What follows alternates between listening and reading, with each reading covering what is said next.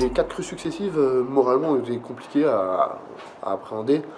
Après, le nettoyage, il y a eu vraiment un esprit de corps très très fort, où tout le monde a donné beaucoup de son temps, beaucoup de sa personne aussi. C'était très compliqué pour tout le monde, et vraiment tout le monde a été vraiment super réactif et a joué le jeu, et on s'est démené tous ensemble, donc ça c'était vraiment chouette. Mais par contre là, leur démarrage, voilà, on a hâte que ça puisse redémarrer sereinement, parce que en fait, je voulais pas mettre des gens en chômage technique à l'approche de Noël.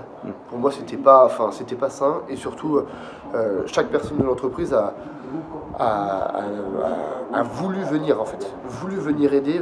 Ils se sentaient pas de rester chez eux. Cette catastrophe a au moins permis de montrer la solidarité. D'abord, solidarité entre les collectivités, puisque les plus grosses communes de l'agglo qui n'étaient pas impactées nous ont aidés avec leurs moyens techniques et humains, et ça faisait chaud au cœur. Les habitants, par exemple, pour reloger les sinistrés, sont venus d'eux-mêmes faire des propositions de relogement à titre gracieux ou financier, mais sans qu'on ait trop à les solliciter.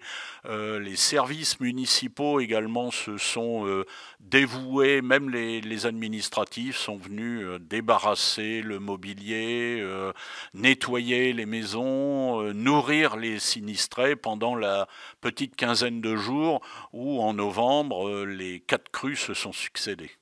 Mais on a réellement aussi un problème de champ de compétences qui se recouvre en matière de gestion, de lutte contre les inondations, avec par exemple la région, les intercommunalités, un peu l'agence de l'eau, et malgré généralement la bonne volonté des principaux acteurs, ça prend beaucoup de temps, par exemple, à assurer le curage des exutoires de l'Aa, qui permettrait de diminuer les hauteurs d'eau.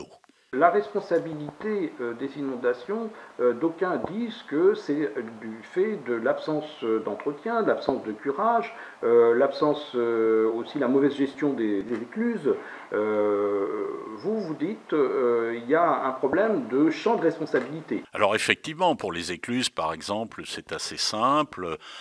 Est-on sur ce secteur-là dans le domaine maritime ou pas? Bon, il y a une discussion depuis quelques années, et cette discussion a un effet malheureusement immédiat, c'est que le curage de cette partie basse de la de cette partie aval, est généralement retardé, et qu'il est difficile de se mettre d'accord sur les moyens financiers à mettre en œuvre. Si on avait un souhait, ce serait que l'État assume davantage en mettant en place les moyens qui seront à l'avenir des moyens sûrement supérieurs à ceux que nous avons actuellement, puisque il faudra curer peut-être tous les 2, 3 ans, 4 ans, je ne sais pas, mais en tout cas sans doute pas tous les 7 ou 8 ans comme c'est le cas actuellement.